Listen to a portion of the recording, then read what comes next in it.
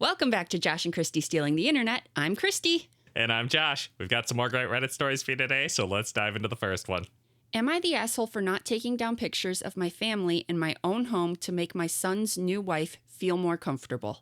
Well, I can't think of any reasons why photos of your family would make your new daughter-in-law feel uncomfortable. That seems odd. I, late 50s, am a picture person. I have hundreds up in my home. It started when I was caring for my aunt with Alzheimer's and has just gone from there. I have 3 kids and 4 grandkids, and as you can imagine, I love having photos of them up on my home. My middle son, Gavin, 27, is no longer with my 4-year-old grandson Tommy's mom, Helena.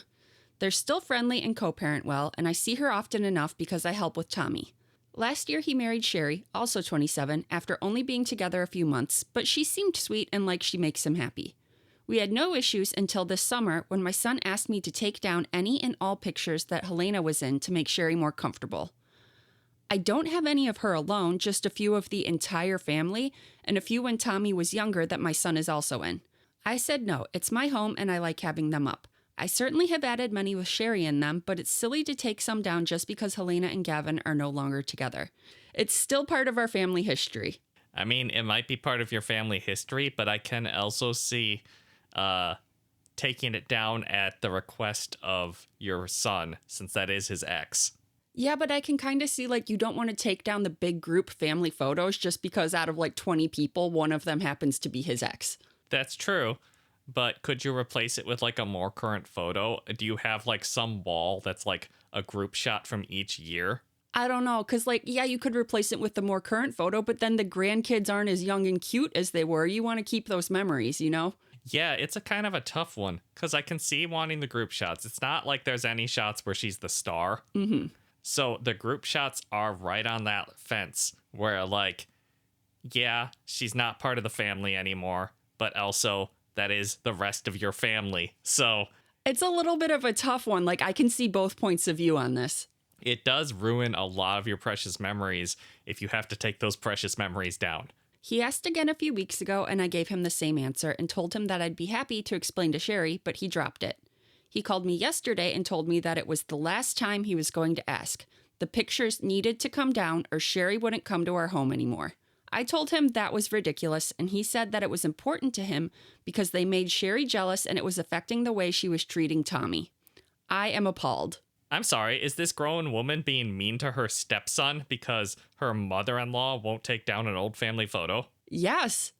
You have a shitty wife then. Yeah, right? I'm like, that's terrible. Don't pick on little kids. She's bullying him. Yeah. Apparently, Tommy mentioned a picture in my house and Sherry threw a fit, and Gavin says that it's making his life difficult. He brought it up around my daughter, the oldest, who told her younger sister as well, and they both agree Sherry is being ridiculous. Kind of sounds like he's outvoted then. I told him if your wife is treating Tommy poorly because of some pictures in my home, then you need to think if this is the right person. Obviously, he disagrees, but has been hounding me leading up to Thanksgiving. My husband is also on the side we do not negotiate with terrorists, but has also pointed out that they are married and we should pick our battles. I'm wondering if I'm missing the forest for the trees. Just a quick edit, if there was abuse, I would have already called CPS. Sherry has decided when Tommy is there to make herself sparse and not be involved with him anymore. I've told Gavin that's not acceptable and he says he's working on it, but there's nothing to report. And Helena knows all of this. Okay, you can't just make yourself sparse when your stepson is home. 50% of the time because they co-parent. Assuming they're co-parenting 50% of the time, yeah. Sorry, how old is Tommy? Tommy is 4. Okay, that's super young to have an evil stepmom. You can't just make yourself scarce while the 4-year-old is around. And just pretend he doesn't exist and isn't part of your life and don't take care of him or anything? No, that's horrible. Why on earth did your son marry this guy? I can see why you don't like her. It's very obvious OP does not like this woman, right? Yes, because, I think before she was okay with her, but now since she's, trying to dictate what OP has up in her own home and then is treating her grandson poorly, she does not like her anymore. Maybe. I don't know. She also made a comment about how they got married too quickly.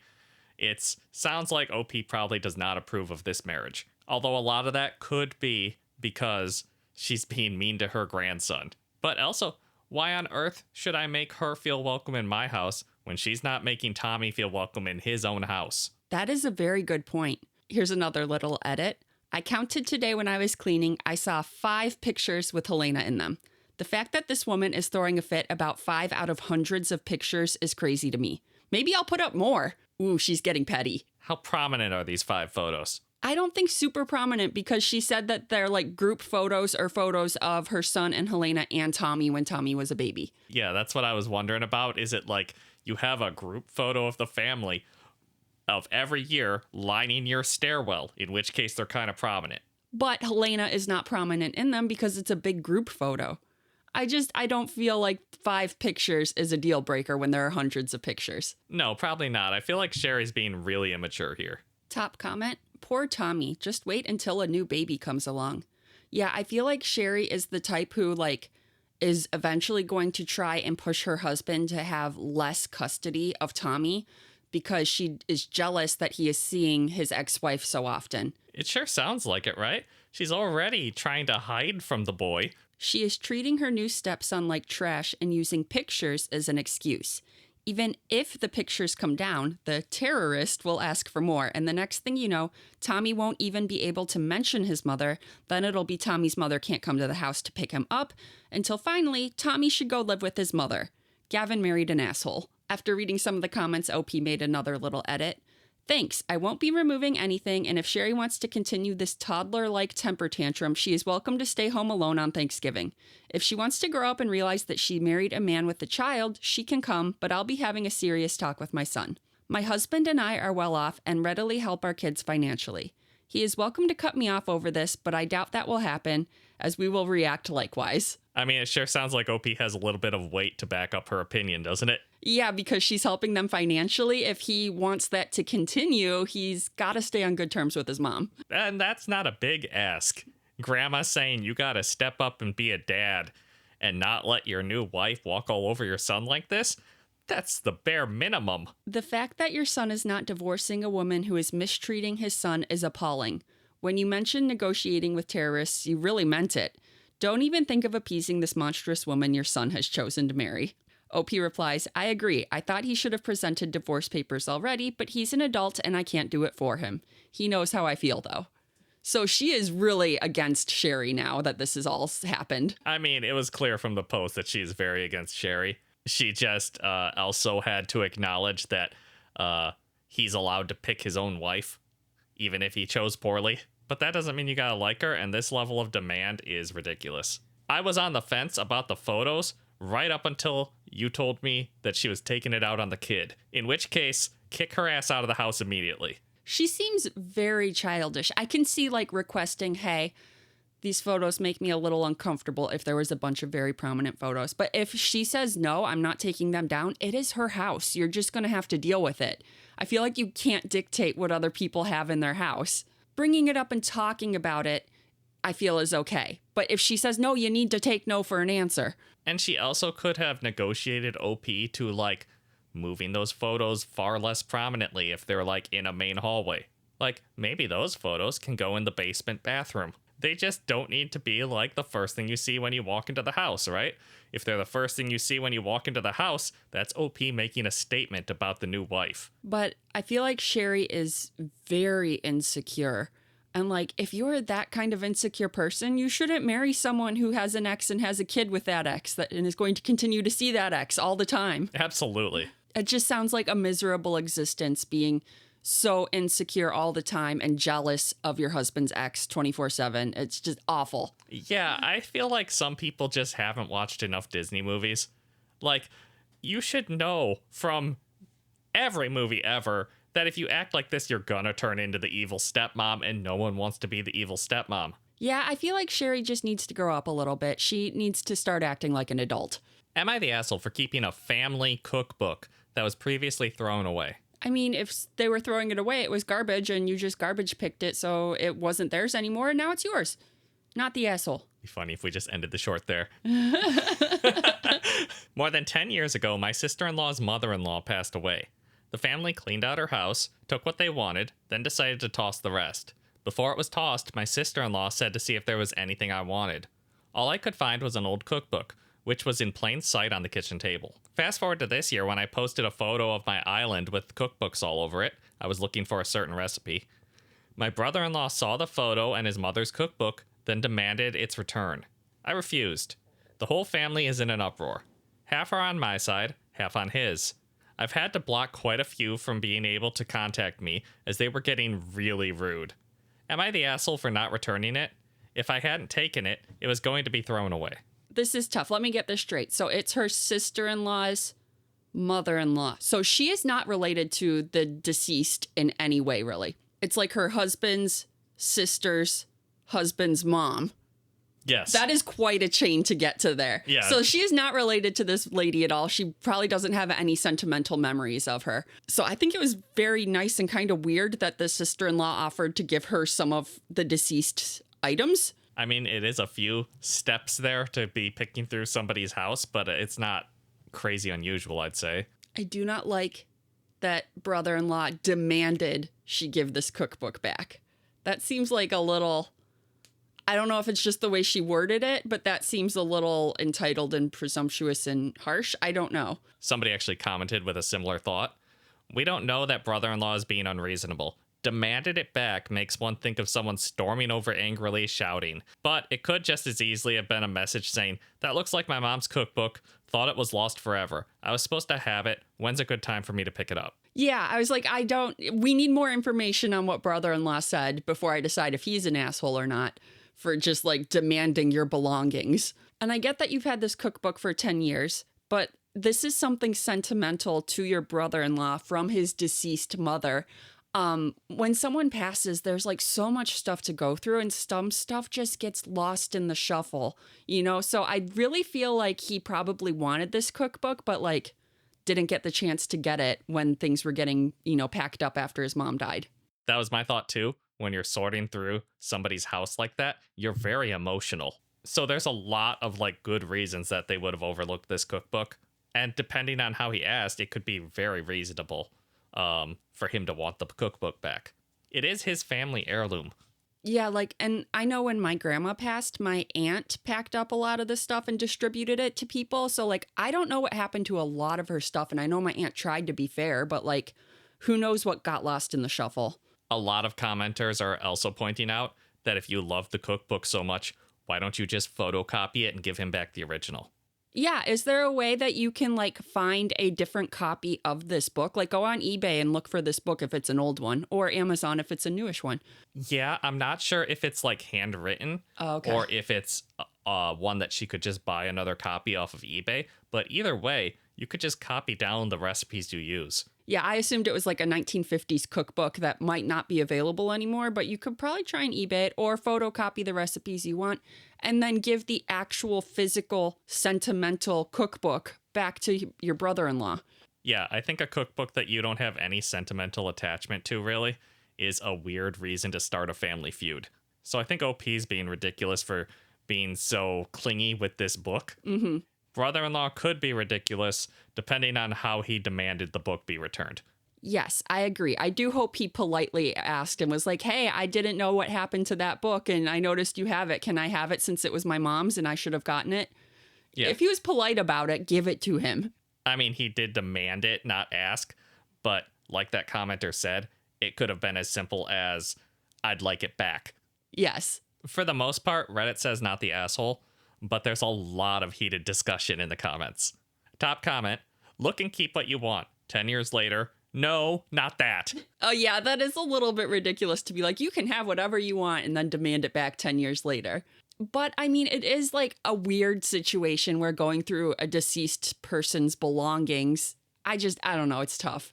Not the asshole, they're being ridiculous. You could offer to maybe let them copy the book or give them recipes if they want, but you're not obligated to give a book away that they specifically didn't want and let you keep for 10 years.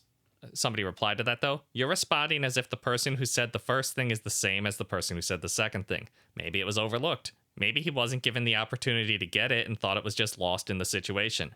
It does seem like the brother-in-law is making this out to be a bigger thing than he should, and really should have gone to calm negotiation instead of whatever this is, though. Which is a good point. Sister-in-law said, take whatever you want. Yeah, and like I was saying before, usually when someone dies, it's one person who ends up being in charge of going through this stuff just because everybody's busy, And then sometimes the rest of the people in the family don't get the items that they want, or they forget about items because they're not there to see what there is to, get. Yeah, maybe it wasn't sentimental to brother-in-law's sister, but brother-in-law has fond memories of that cookbook. So when it got given away, he was a little sad, but he figured it was just lost in the shuffle. And then he was maybe excited that the cookbook survived when he asked for it back. And then suddenly Family Feud started. I would return the original cookbook and buy myself a replacement copy or photocopy it. If a replacement purchase isn't possible, it's the kind of thing to do. I really couldn't imagine keeping something of my deceased mother-in-law's if one of her actual children requested it back. And it's not even her mother-in-law. It's her sister-in-law's mother-in-law. And then that commenter edited their post. Edit. Jesus, this isn't even OP's mother-in-law. It's apparently her husband's sister's husband's mother. OP has no tie or relationship to this woman at all. Give the damn book back, OP. I can't believe this is even a question for you.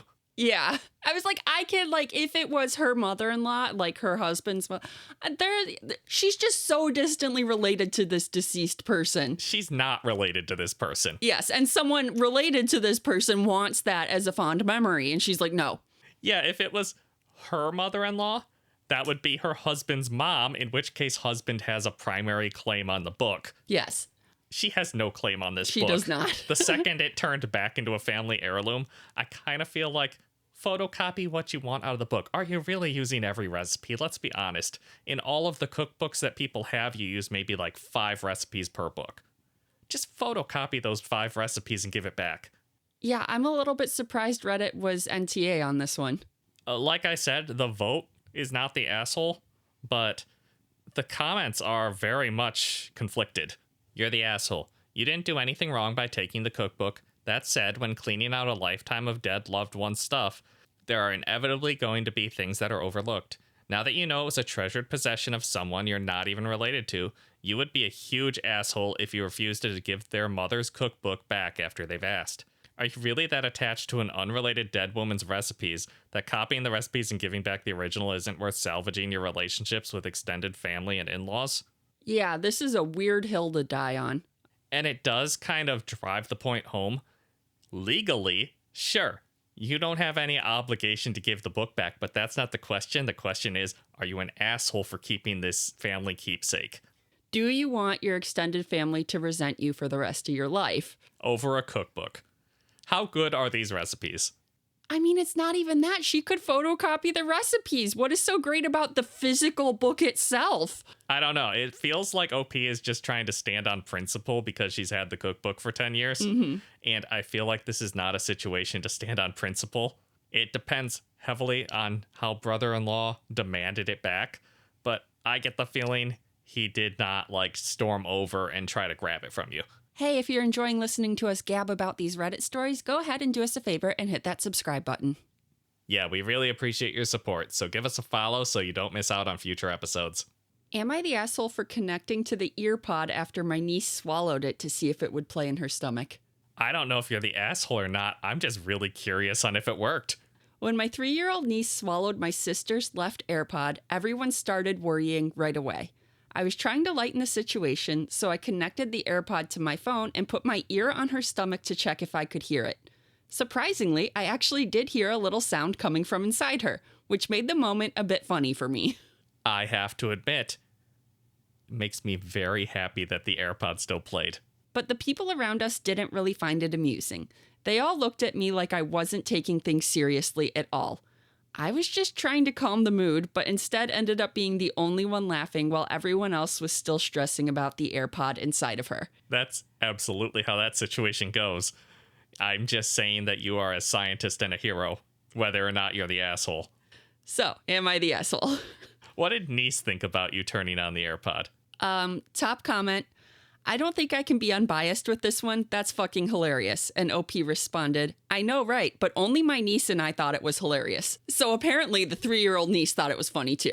Then I don't think you're the asshole. Sounds like you kept a niece entertained and calm while all the other adults scattered around and panicked. Yeah, and I was like, that's a good thing to do. Keep that kid calm. Yeah. Because when all the adults around you are panicking about something you did, you're like, oh my gosh, am I in trouble? What's going on, you know? Yeah, it sounds like you did a good job distracting niece, and you also performed an important scientific experiment that cannot be repeated. Once in a lifetime opportunity. There's no moral way to test this theory because you can't just have a child swallowing AirPods. But if the child just happens to swallow an AirPod on their own, I don't think it's a crime to test the theory when you have the opportunity. And it's like not like it was going to harm the child after they had already swallowed the AirPod to connect to it and see if it played music still. If anything, that lets you know that the case of the AirPod is still intact. Yeah. Honestly, I think you helped. But do take that child to the emergency room fairly quickly, please. Oh, yeah, absolutely. She probably needs her stomach pumped. Second top comment, it was not for laughs. It was for science. It had to be done. It absolutely did. I bet the doctor is going to have such an easy time finding the AirPod because it's going to be playing some great music. Someone else says this is a peak uncle moment. Well played, sir. And I do got to say that is very much uncle behavior. You are living up to your title, and I'm proud of you. From one uncle to another, good job, sir. OP says, this moment is easily the best time of my life. Seeing her smile made everything worthwhile. Plus, we shall always have this moment. This is going to be a family story for years. Do you remember that time you swallowed an AirPod when you were 3 and I made it play music inside your stomach? Yeah, it does sound like a core memory was formed on this day. Am I the asshole for refusing to move in a restaurant? Ooh, with that little information, it's hard to tell. Like, is the restaurant staff asking you to kindly move, or is this another patron demanding you move? I think that, like, plays a huge role in whether you're the asshole or not. Earlier today, me and my girlfriend had a few hours between classes, so we went to a restaurant. When we got there, it was completely empty apart from one other table, and the guy at the host stand directed us to a big, long table with 10 or 20 chairs at it, and just told us to use that table. I found it a bit odd, but figured no one's here and it's a very quiet time of day, Monday around noon. That is weird. Why sit them at the giant 10-person table? I'm sure there's lots of 2-person tables available. It is a little odd, and I feel like that host should know that Monday around noon is like 5 minutes before the restaurant explodes. Yeah. So my and my girlfriend order food, and it takes about 25 minutes to arrive. While we are waiting for our food, the restaurant starts to get a bit busier. By this point, maybe 70% of the tables are now in use. Our food arrives, and then the waiter comes up to the table and asks if my girlfriend and I would mind moving tables, as they have just had a party of 10 walk in, and none of the other tables are big enough. At this point, I've maybe had half of my food, and my girlfriend was the same, so I refused to move and said we'd be done shortly, as we both have classes to get back to. This is tough. Like, this is entirely the host's fault. Why did he sit you at that table? This is just so dumb. Does he not know how to do his job? I'm so confused. But since he did sit you there, yeah, you don't want to get up in the middle of your meal and move. And like, you got to grab your plate and your drink and your napkins and your silverware and your purse and your coat and like shuffle over to another table. That is extremely inconvenient. Yeah, the restaurant is obviously at fault for sitting you at the biggest table in the restaurant for some reason. You're a party of 2. You can fit at literally every table in that restaurant. And it is so inconvenient to have to move tables in a restaurant. I've had to move tables in a restaurant maybe twice in my entire life. And it was always because another patron was just being awful. Mm-hmm. So I asked my server, hey, can I move over there? Because I can't endure this. Yeah, like someone behind you is being super loud and obnoxious, and you're like, can I move to the other side of the restaurant where it's quieter? Yeah, like in a public space, I'm willing to kind of try to tough out somebody being loud, but there is a line, and people in restaurants cross that sometimes. But that is extremely different. You asking your server if it would be okay if you move versus a server asking you to move. Oh, absolutely. If a server is asking me to move, I almost feel like I need some sort of compensation for this incredibly rude ask. Yeah, I'm not sure I would tip as much either, unless it's not their fault. Like if they're like, hey, the ceiling above you suddenly started leaking. Why don't we move you to a different table so you guys don't get, soaked under this burst pipe? I'd be like, oh, yes, absolutely. But if it's just like for not a good reason, I'd be like, no. No, I'm halfway through my hamburger. Can you just wait? Yeah. About a minute after this, a woman who looks like she's from an office comes over and asks if I can move, as her workplace is having a staff lunch and they need the big table so they can sit together. I explained to her the same thing I said to the waiter, that I was sat here when the restaurant was empty, and it wasn't my choice to sit here originally, and that the staff had sat me and my girlfriend here. I also explained that if I had not been interrupted 2 times in 5 minutes, I likely would have been able to finish my food and then they could have had the table. The woman repeatedly said she needs me to move and that as a kid, I should give her the table. For reference, me and my girlfriend are teens. Okay, that's just rude. At that point, I'm digging in. Yeah, I feel like it was extremely unprofessional for the restaurant to allow another patron to approach you and try and make you move. Right? The restaurant needs to own up their mistake and be like, hey, they'll finish up soon. I can't fault the waiters for coming over and asking, right? But the second that another patron comes over and says, hey, I want your table, I am burrowing in like a tick. I am now suddenly taking 3 times as long to finish my lunch. I think I want second lunch. Yeah, let's have dessert. Maybe some refills on our drinks. I think you're going to have to call the fire department to get me out of this booth. I am that petty. Also, the woman talking down to you and calling you kids and stuff, that's not going to help. I am a paying customer just as much as you are. As a matter of fact, I'm a more polite paying customer. Yeah. I said that I would not be moving and went back to eating my food.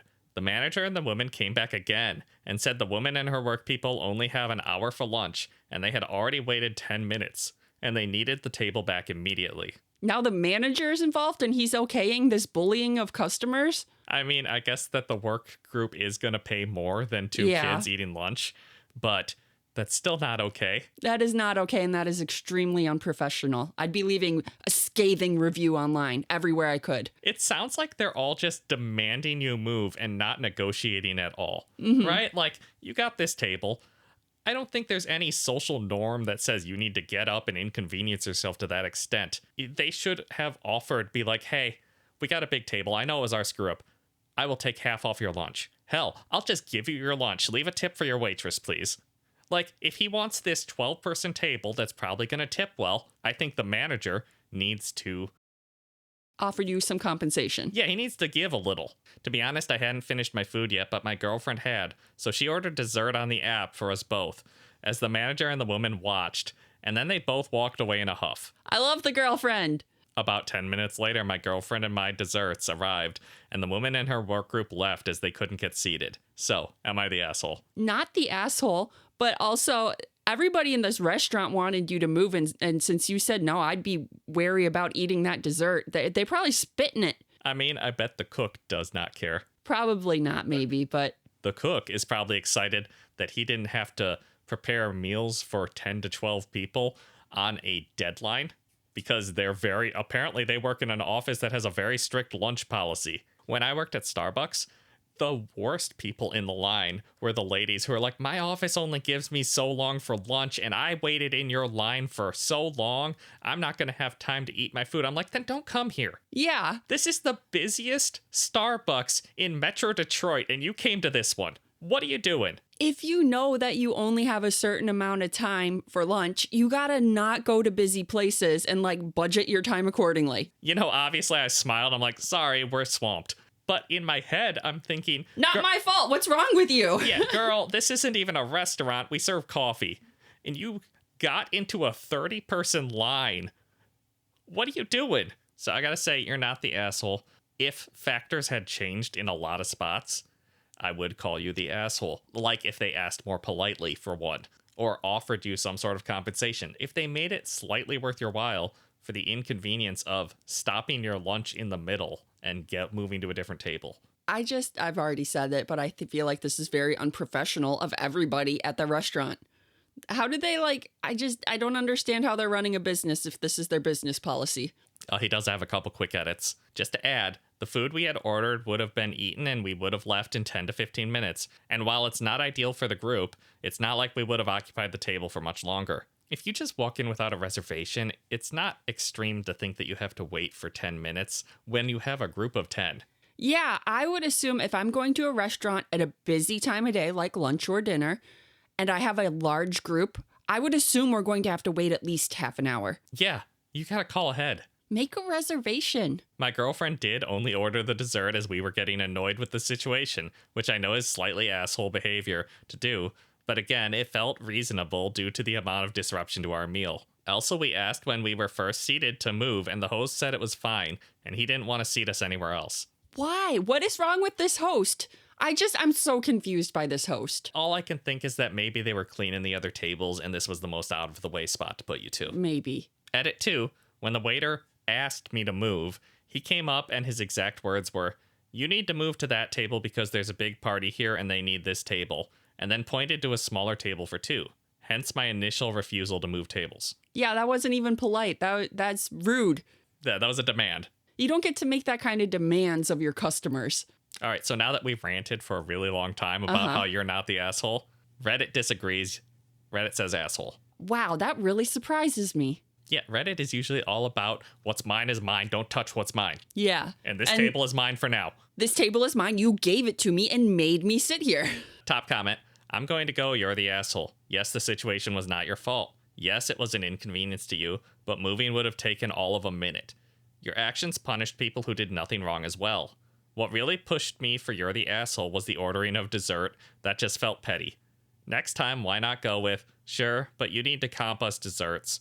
That way you punish the people at fault, not other innocent people. I feel like there were no other innocent people. Now, the second that bitch comes up and says, get out of my table, I'm gonna fucking flip the table at her. Yeah, I am hunkering down for eternity. I live at this table now. Oh yeah, that is a fight you have started, and I am willing to die inside of this restaurant. I will skip class to stay here all day. Yeah, that's right. They're students, probably like college, right? Mm-hmm. You don't have to go to your lecture.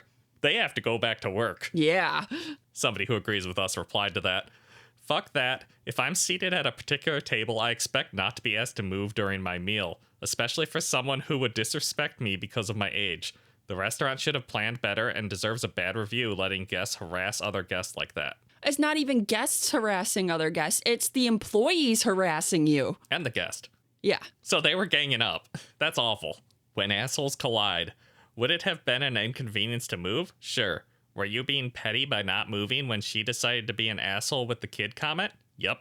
I think it was justified pettiness, though. I think that the second somebody calls you a kid and says you should move, that person's such an asshole that they don't get what they want. No, I hate that respect your elders thing, because respect goes both ways. It absolutely does. I will close on a comment from a restaurant worker. As someone who works in restaurants, the minute someone waiting for a table went up to one of my guests and bothered them while they were eating, telling them to move, I'd ask the whole party to leave. You're not being seated today. Yeah, I feel like that is the proper response. I would try and block that lady from going and harassing other customers. I just feel like everybody here was extremely unprofessional. Yeah, it's just really unprofessional and disrespectful from pretty much everyone except for OP, in my opinion. I think OP was a justified asshole. At worst. I would say not the asshole, but at worst, you're a justified one. I'd say not the asshole until they ordered the dessert just to be petty, and then they became a justified asshole. That is good. I like that.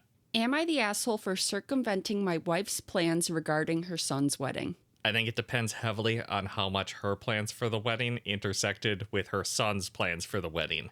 If they were also her son's plans, you're the asshole. If they were not her son's plans and she's doing some sort of sabotage or big announcement, then you're probably very justified in stopping her. My wife and stepson had a huge fight after he graduated high school, and it never really got resolved. Whenever he visits, the fight inevitably reignites. However, when he decides not to visit, she feels slighted and gets angry. He is getting married, and we are all invited. My wife's plan is as follows. We get up at the ass crack of dawn to drive 2.5 hours to the wedding, then we go to the reception, then we drive 2.5 hours home. We do not attend any pre-wedding events, of which there are several, and we are invited to almost all of. Yeah, I'm not doing that shit. I said we will be driving down Thursday evening and attending the rehearsal dinner. I will go to the bachelor party on Friday, and we will enjoy a peaceful Saturday. We will get up at a reasonable hour on Sunday and go to the wedding, then the reception, then we will sleep in Monday and drive home. I feel like as a parent of one of the people being married, you need to turn up for more than just the main ceremony and reception. That does seem kind of petty. I know why my wife doesn't want to do the long weekend. She wants to punish her son. Well, I refuse to catch a stray and suffer to aid her punishment of him. I want to enjoy the wedding, not hear about how shitty we were about it at every family reunion for the next eon. She says he's her son and it's her decision. It sure sounds like your wife needs to calm down. Don't try to weaponize someone else's wedding against them. That is as mean as you can get. I do generally feel like the parent should have final say over the step-parent when it comes to their kid. But sometimes they're just being unreasonable. It sure sounds like in this case, step-parent had to move in and tell parent to calm down and be a reasonable adult. I told her, do what you want. I'm taking the kids on Thursday. Come with us or don't. I'm not playing this game. Oh, sorry, there's kids? Yeah, so the stepson who's getting married has half brothers and sisters. And mom wanted to keep them from all the extra stuff too? Mm-hmm. This is just trying to ostracize your son from the family. Like, you think he's gonna continue to talk to you if you actually pull this off? As soon as I found out that there were siblings that weren't going to get to go participate in these extracurricular wedding activities unless stepfather stepped in, I'm suddenly, like, immediately not the asshole for him. Yeah, it sounds like mom wanted to get some kind of revenge against her own son and was going to drag the entire family with her in this plot. Like, no, she's going way too far with this. Anyways, I'm not embarrassing myself in front of the extended family just to present a united front. I'm typing this from the guest bedroom because that's where I'm sleeping tonight. My friends, who I thought would be on my side, said I'm being an idiot. He's her son, so I should just support her and do what she wants. I get that he's not my kid, but that's not going to be a very good defense in 10 years when all the kids are reminiscing about what a prick I was when their brother got married because I hadn't slept the night before. Am I being a shitty husband or a good dad? I think you're being a good husband and a good dad, honestly. Part of being married to someone is having the obligation to step in and be like, hey, babe, you gotta calm down. This is not a good idea. You're being a little extreme here, and I feel like you're going to regret this eventually. Yeah, I love you. We're not doing this. Like, if she actually blatantly snubs her own son on his wedding day, he's just gonna cut you guys out of his life. Do you keep talking to a family member after they pull some crap like that on purpose? I would definitely go at least low contact. Right? You hold that grudge forever. Wedding grudges do not expire. Like, the married couple did all this planning, put down all this money, and then you're just gonna wander in like a dumbass and try to make a statement? No, that is a grudge that son and son's wife will hold until you're both dead. Well, it sounds like mom is already holding a grudge until she's dead over this fight that happened right after he graduated high school. Yeah, I mean, she sure sounds petty, doesn't she? I want to know what this fight that happened right after high school was about, because that might change who's the asshole. You know, that's true. I don't know how long it's been since high school, but depending on how severe that fight was and who started it, that could alter things a little. But also, a wedding is a good time to show that it's in the past. Let bygones be bygones. It sure sounds like son wants to let bygones be bygones. He invited you to a bunch of events at the wedding. Top comment. Your wife needs therapy. However, it also sounds that your wife may not be able to admit that she is wrong. Your wife needs to figure out what is more important, being right or having a relationship with her son. And OP responded, being right. I bet he didn't have to hesitate at all when he typed that out. Someone replied to that, I'm surprised she's still invited. You are right to behave in a way that is not embarrassing. She doesn't have to go with you, but you don't have to follow her lead. NTA. That is another good point. You are both invited to this wedding, and you are both invited to all of these extracurricular wedding activities. You can go to the rehearsal dinner and the bachelor party and the wedding without her. If she doesn't want to go to them, she doesn't have to come. I mean, that is true. You don't have to go to the things with her, but it'd be a lot better if you had that united front of going together so that you don't spend the whole evening fielding questions as to why your wife is horrible. Also, in this case, you don't have to go together, but if you don't, your wife is going to make your life miserable. Oh, absolutely. If you just leave her behind and make her go solo, she's going to be just building rage the entire drive to the wedding. You do have to have a little bit of self-preservation and realize that if you make too firm of a stance against your wife, your entire marriage is at stake. Like, this is so tough. He's either creating a grudge that his stepson and his children are going to hold against him for ruining his stepson's wedding, or he's creating a grudge that his wife is going to hold against him for not standing with her about this issue. Well, one thing we do know is that his wife can hold a grudge. Forever. So be very careful about crossing her, OP. So Reddit was surprised that the mom was even invited, and someone says, As an expert Reddit assumer and analyzer, I think the son invited mom so he could have his siblings and stepdad there and avoid more drama with his ridiculous narcissistic mother. Because, yeah, I bet if he didn't invite his mom, she would ban all of his siblings from going. Probably. I mean, you can't just invite 3/4 of the family, right?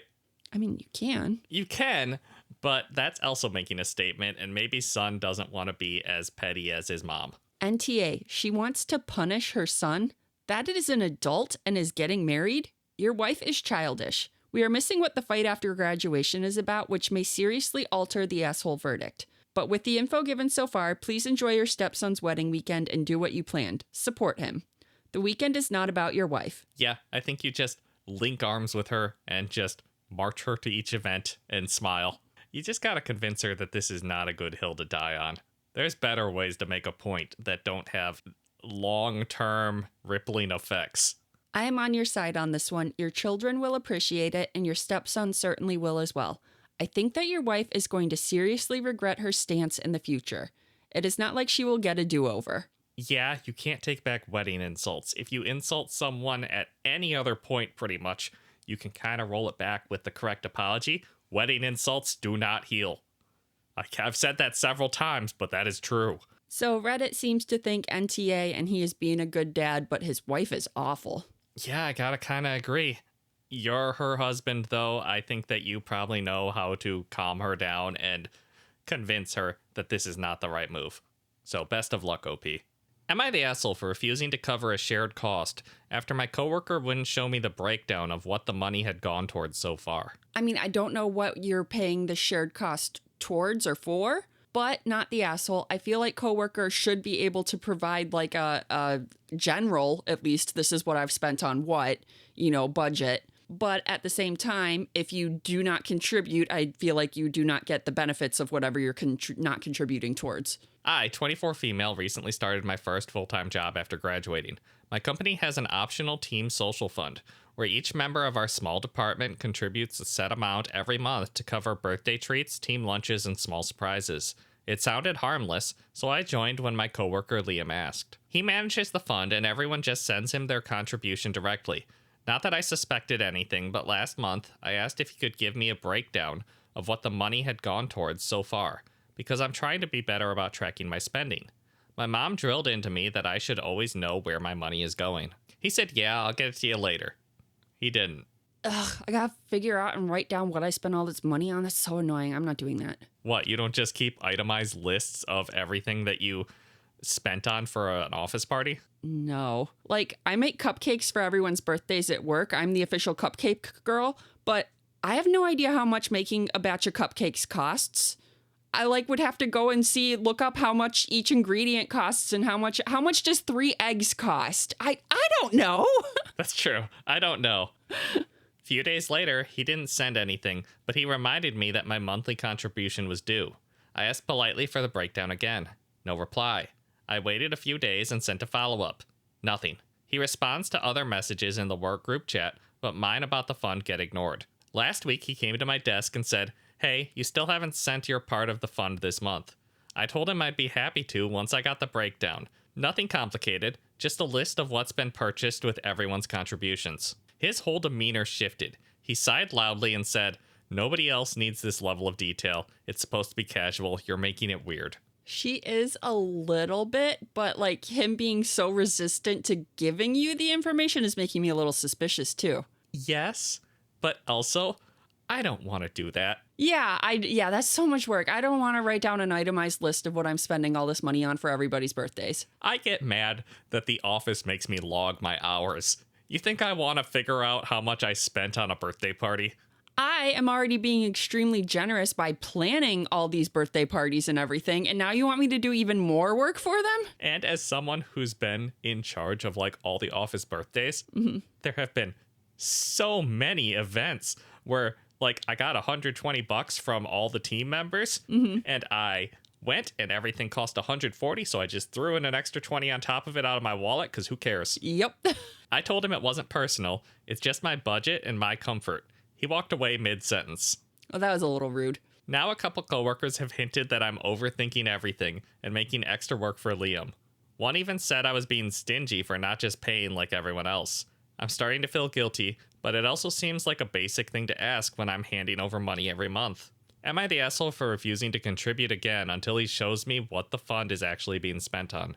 Okay, not the asshole, because you don't have to contribute. This is a voluntary fund thing. But if you don't contribute, you also do not get to participate in all the work parties and birthday parties and everything that Liam is throwing because you have not contributed to them. I feel like that is fair. Now, not the asshole, but do I think you're being annoying? Yeah. Like, Liam is already organizing these parties. He doesn't want to have to keep an itemized cost of everything that he's buying for them. That's so much extra work. And I gotta add to that, I feel like when I went to the party, I could look around and get a rough estimate of how much Liam spent on this. Yes, that's another thing I was going to say. Now, if everybody in the office was contributing like $20 per birthday party and then all Liam showed up with was 12 cupcakes, I might be like, dude, what the heck? Where's all this money going? But I feel like you can go to the parties and kind of be like, yeah, this all equals out to about how much everybody in the office contributed, roughly. You know, you should be able to figure that out on your own. Yeah, like pizza for 10 to 20 people. There's some bottles of pop. If you're really curious about where this money is going, you could just do the math mentally. Yes. I bet Liam isn't charging for like gas or his time. Yeah, that's the other thing I was going to say. If he ends up with a little extra money at the end of it, I mean, I'm okay with that because he was so nice enough to organize everything. He can have a little tip. I mean, even that though, like, once again, when I was in charge of the birthdays at work, when I had a little left over, I just stuck that in an envelope and threw it in a drawer in my desk. And then save that for the next party. Yep, the next party, there was like $15 extra. Look at that. Reddit says not the asshole. A top comment, not the asshole. Liam's embezzling. Okay, that's a bit of a jump in logic. Or at least mismanaging the fund. He's lashing out because you're about to end his gravy train. No, I think he's lashing out because you're making him do extra work. I think that's exactly it. Like, Liam is lashing out because you're kind of being annoying and trying to make him do an extra spreadsheet that he really doesn't want to do. And how much are you contributing to this that it's his gravy train? That is a good question, and it is one that OP avoided a lot. Okay. I couldn't find her response, but a couple people in the comments said it's $10. Oh my gosh, who cares? It's $10. That's it. That is a coffee. That is the cost of a fancy coffee. Just give it and enjoy your work party.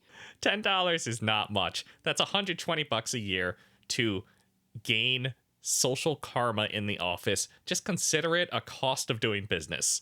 Yeah, and she's making such a big point of this that is now going around the office that she's being super annoying about it, and her coworkers are talking about her. She's going to get ostracized for being the weird one demanding extra spreadsheets when we just want to have cake and pizza on birthdays. She doesn't say how big her department is, but if it's like a 10-person department at $10 a person for 12 months, Liam's managing like $1,200 a year. That's not enough to justify doing like fraud, I think. No, I don't think so. It seems like her colleagues are more willing to pressure her into contributing than asking Liam about the spending.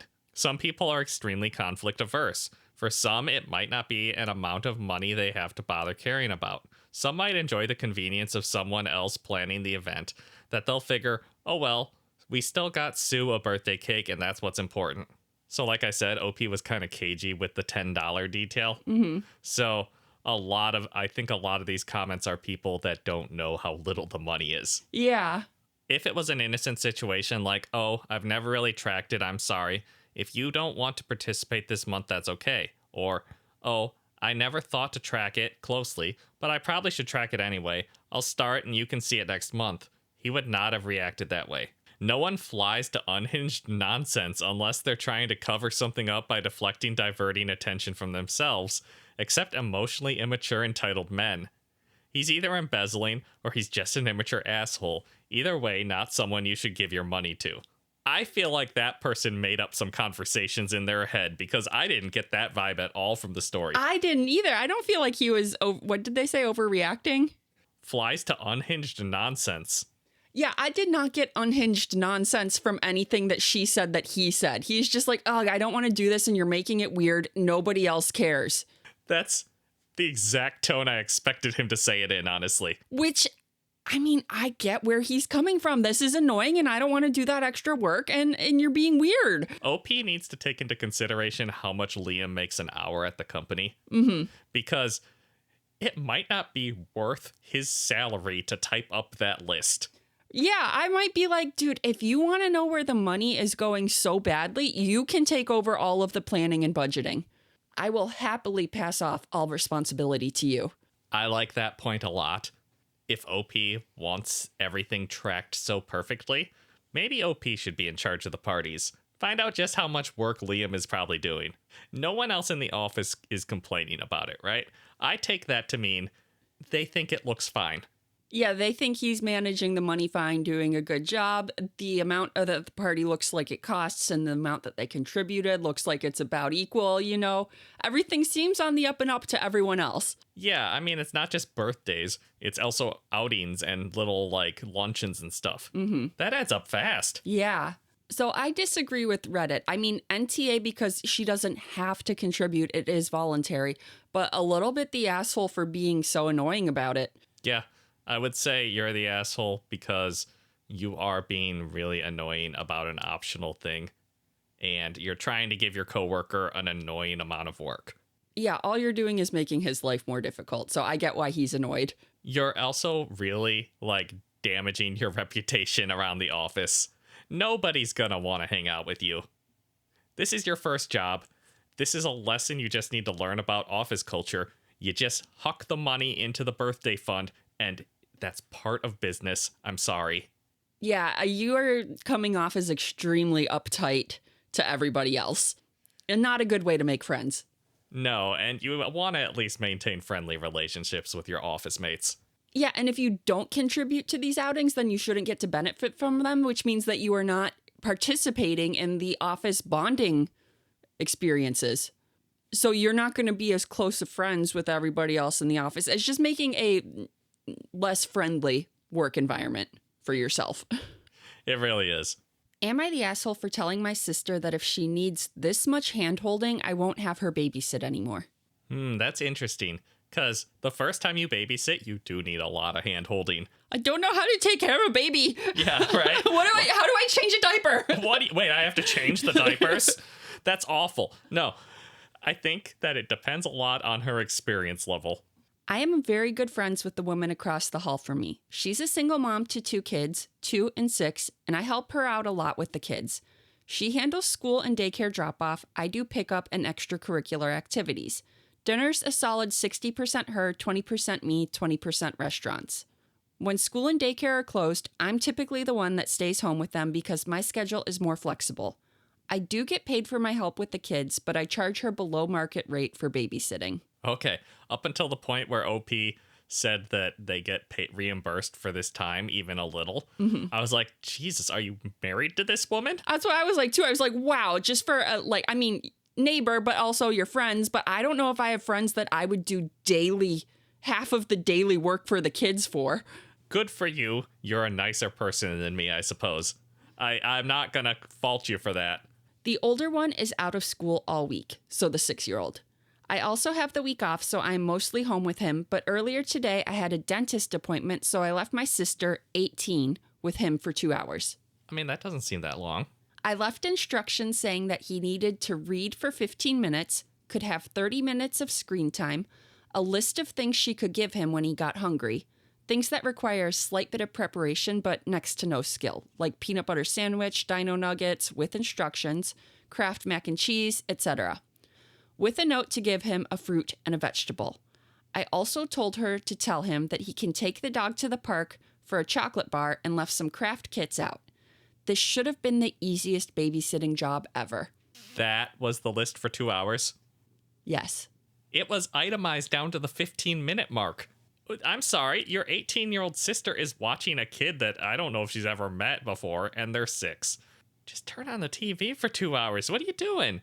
I get that you want them to have, like, a healthy variety of things, but, like, 2 hours while you're at the dentist? Put on Frozen.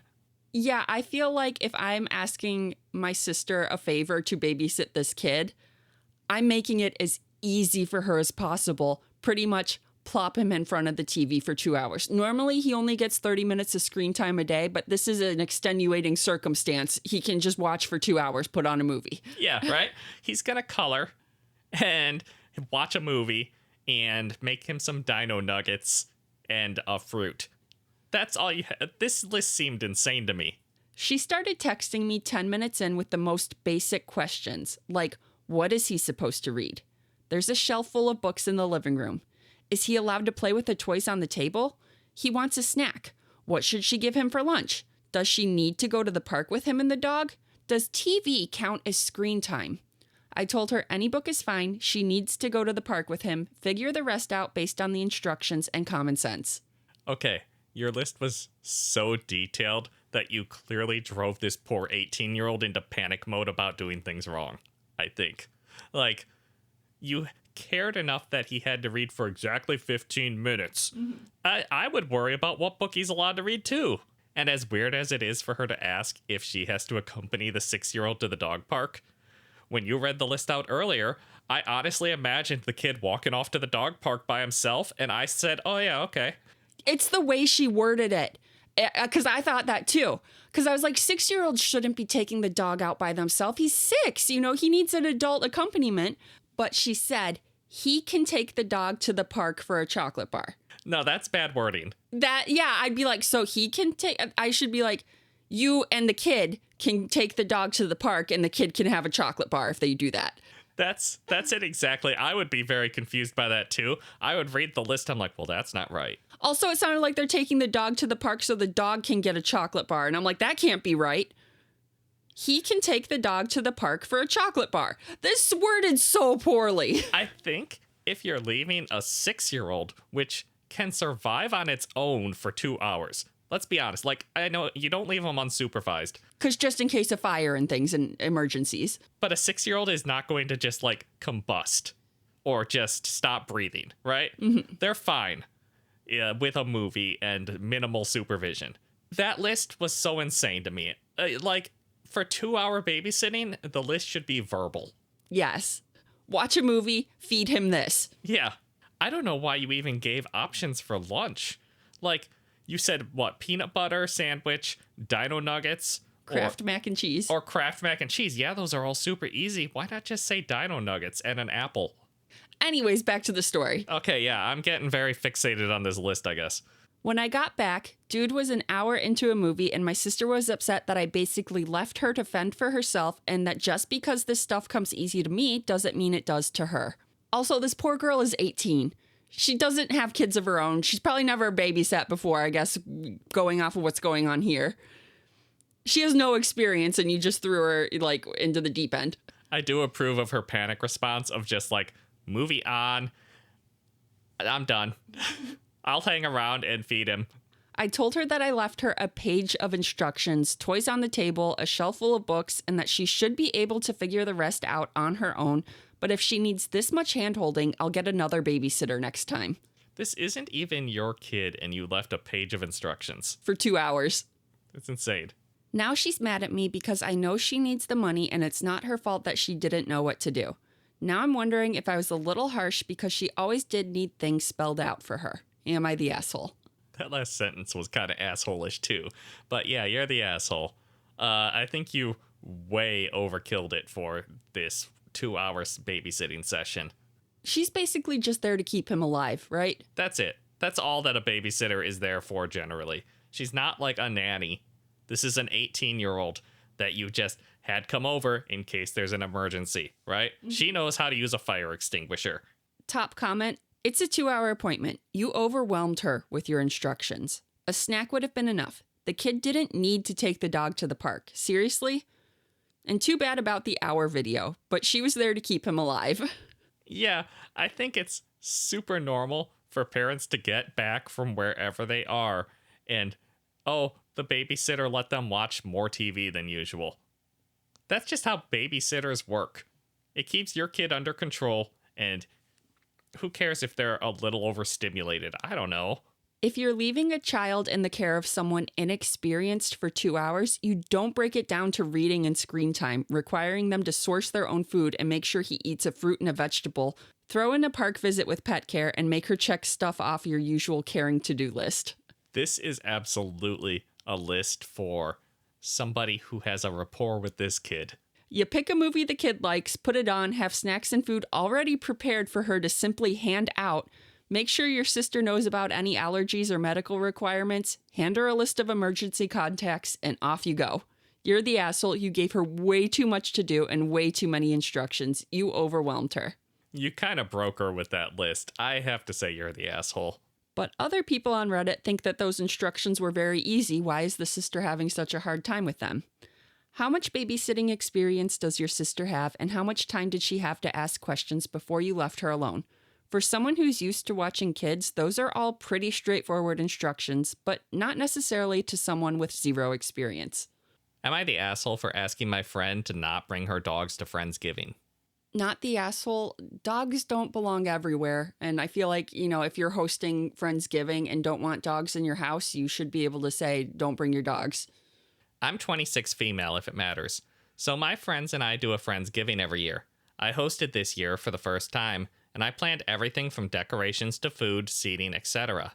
One of my friends, Kara, 24 female, has 2 dogs that she basically takes everywhere. They're not emotional support animals or anything. She just likes to have them around.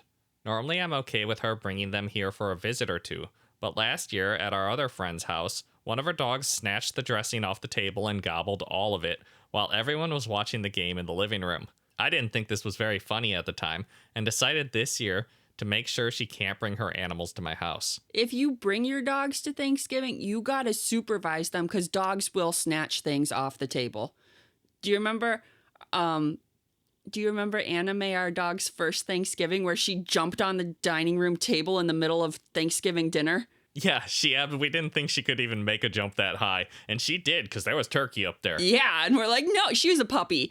She was like 7 months old, and she's a tiny little 15-pound puppy, and she got up there. Yeah. And we immediately snatched her, and we're like, we are so sorry. She has no manners. Yeah, she had not learned manners yet. She still hasn't learned manners, but she's better than that. But yeah, you gotta watch dogs, especially around food. Yesterday in the group chat, I reminded everyone of the start time, and I added, also just a heads up, no pets this time, please. I didn't single her out specifically, I just made it a general statement. I mean, that seems fair. Your house, your rules about whether pets are invited or not. Yes, but if you only have one friend that's gonna bring their pets... She knows you're talking about her. Yeah, you singled her out even if you worded it like that. Immediately, Kara messaged me and asked if that was meant for her dogs. I said yes, that I really preferred she not bring them because I don't want dog hair in the food. I don't want to be managing animals in addition to hosting, and I don't want a repeat of last year. There was also going to be several small kids attending, so I wanted to be extra careful. Dogs do just add a lot of chaos to any gathering, it seems. Well, she didn't like that and immediately got super snarky and upset. She mentioned she had no one to watch her dogs, and I said they should be fine at home by themselves for a few hours, yeah? She said no, because they have anxiety issues and need to be with her at all times. I said that's unfortunate, but I won't be changing the rule I set. So she, never leaves them, ever? Apparently not. How does she, go to the dentist or doctor's appointments? How does she go to work? I mean, does she take work from home? I mean, I guess she works from home or something, yeah. But also, if your dogs have such behavioral issues that they cannot be left alone for even a moment, you need to get them some help, get them some training. You need to do something for your dogs. That's not normal and that's not good. They need to be on some doggy anti-anxiety meds, it sounds like. Get them one of those, thunder blankets or whatever. She told me her dogs are her family, that they're better behaved than most adults, and especially better behaved than kids. No, they aren't. They snatched stuffing off the table and gobbled it down. They're not better behaved than most adults. I don't know. I got a couple uncles that might snatch the stuffing off the table and gobble it all. Okay, that is true. And she said that I'm being controlling and purposely excluding her. Well, you're purposely excluding her dogs, but not her. She said that if her dogs aren't allowed, then she's not coming. Oh, well. I told her I'd be sad she didn't come, but the rule stands because I'm hosting this year. She's bringing the cake and the potato salad, and I asked what her plans were for getting the food here. Oh, okay. Now you're an asshole, though. If someone's not coming, they're no longer obligated to bring food. That is a big asshole move, isn't it? Yeah. Saying, uninviting someone, essentially, and then saying, but still send the food. We need the potato salad. It's Thanksgiving. And cake. Cake and potato salad. Who has cake at Thanksgiving? Thanksgiving is for pies. I even offered to pick it up. Wow. She then said she had zero intentions of giving any food if her family isn't welcome. While frustrating, I just told her that's unfortunate and that I wish she'd just been a little more understanding, and then had to scramble to find dessert and potato salad at a grocery store halfway across town to fill in. Now, a different friend said I could have handled it more sensitively, and that maybe I should have just let her bring them because it's the holidays and it's not a big deal. But honestly, it feels like a big deal to me, because it's my house and I'm the host. She does have an edit, but why don't you go ahead and give me your thoughts? I do feel like anyone is completely justified in saying they do not want other people's pets in their home. Like, that is an okay thing to request. But I will add to that, she's normally okay with Kara bringing the dogs over. It's just Friendsgiving that she doesn't want the dogs there. Okay, yeah, but I do get Friendsgiving is probably a lot of people, a lot of food, a little bit chaotic. You don't want the added chaos of the dogs trying to snatch food off of the table. Yeah. If they're not very well-behaved dogs, I can see not having them at the event that's just all about food laying around. And it sounds like they're either not well-behaved or Kara does not supervise them well enough when she's... See, he's learning how to open doors. He got it open. He did. If he just pushes it a little now. Oh, we're in trouble. So I do think that OP was justified in requesting that no pets be present at Friendsgiving. Kara does also have the option to decide not to come. Like, an invitation isn't a summons. She doesn't have to come to Friendsgiving if she doesn't want to come without her dogs. Asking her to still drop off the food, that is asshole behavior. Yeah, she lost me at the food request, right? If someone is not coming and participating in Friendsgiving, they are no longer obligated to provide a dish for Friendsgiving. Yeah, the second that OP said, well, if you're not coming, I still would like the food. No, asshole. You were on the fence with the dogs, leaning towards not the asshole, and then, you just dove over it. Onto the edit. I think people are misunderstanding that I had zero idea she was bringing her dogs everywhere and can't leave them at home before this happened. The few visits to my house were only for brief visits where she came with other friends. I only included that info at the top of the post because I now know, but at the time I did not. Most people I know are able to leave their pets at home and do not bring them places, so that was my initial assumption. I was shocked when she told me she brings them everywhere. Okay, so apparently OP didn't know that before? Yeah. Which I don't think was apparent by the way she worded that, so I could see why she had to make an edit. About the emotional support animal bit. How do I know? Because another friend told me after this all went down. Because I did initially feel bad and thought maybe she needed them around, but was informed that this wasn't the case and felt it was important info to add. They are not emotional support dogs for her, but she is an emotional support human for her dogs because they have extreme anxiety and cannot be left alone. Right. They need her. They can't fly on the plane without their human. Top comment. I was on your side until you asked her to drop off the food anyway. That is firm. You're the asshole territory. Agreed, if Kara isn't coming, neither is her food. Saying no to the dogs is reasonable, and Kara not coming because of that is also fine. Yeah, I agree with that. It's the asking for her to still bring the food. And not even asking. She's like, okay, but what are your plans for getting the food here then? Yeah, and it does kind of sound like this was a last-minute uninvite. Mm-hmm. I get that you might just have some empty spots at the table where potato salad and cake should be, but you can live without that. Yeah, potato salad and cake don't even seem like Friendsgiving, Thanksgiving dishes to me. I'm sorry, potato salad is so important at Friendsgiving. Is it? Yeah, everyone loves the potato salad. No, you have mashed potatoes, not potato salad. You have both. No. I've never had potato salad at Thanksgiving. We had it at my family's Thanksgiving this year. Yeah, but your family's weird. We also had mac and cheese, which I've also never had at Thanksgiving. But it is my favorite, and your parents know I love mac and cheese, which is why I know they got it. Because they know that is something I love. Okay, but some kind of like cheesy macaroni casserole is a staple for Thanksgiving. I know it was just mac and cheese this time. No. You're revealing such weirdness right now. What are you doing? Turkey, ham, mashed potatoes, green bean, corn, rolls, cranberry sauce, And pie. stuffing, and pie. No potato salad, no cheesy casserole of some sort. What about like a cheesy potato casserole? I've never had that at Thanksgiving, but I wouldn't be upset by it. See, the problem here is that your family, even though you grew up in Michigan, your parents are both from Pennsylvania. So I feel like your Thanksgiving is wrong by Michigan standards. We have a Pennsylvania Thanksgiving and not a... Yeah, because, you know, I did not celebrate a single Thanksgiving in Michigan until I was like 21. Yeah. Do you not have venison at your Thanksgiving dinners? No. Yeah, see, that's important. Although Pennsylvania is just as big on deer hunting. It's like they closed school down on the opening of deer season. Oh, Michigan too. Oh, do they? Okay. Yeah. They didn't where I live, in Detroit. Well, no, not in Detroit. Out in the country, though. That we didn't close school down, but you just expected a lot of people not to come. Oh, I think they officially, school is closed on the opening of deer season in Pennsylvania. They used to do that in my school district until the superintendent, when I went there, was like, no, we're not doing that. Okay. Yeah, and I was like, I don't know if it's all of Pennsylvania, but in rural Pennsylvania, just outside of Pittsburgh, they do. Yeah. No, in my family's Thanksgivings, there's a lot of different casseroles because that's just an easy thing to transport to the, with the gathering. Mm-hmm. And then there is some like hunted things generally. But I grew up country. Didn't your uncle from Maryland bring crabs to Thanksgiving one year? Yes, but that's just because my family absolutely loves those crabs that he brings. So you can't get crabs in Michigan very easily. No. So when he would commute from Maryland, he would bring up a bunch of Maryland crabs for everybody. And it became like a tradition. Yeah, I thought that was weird the first time I had Thanksgiving at your grandma's. I mean, he made good crabs, though, so you can't really complain.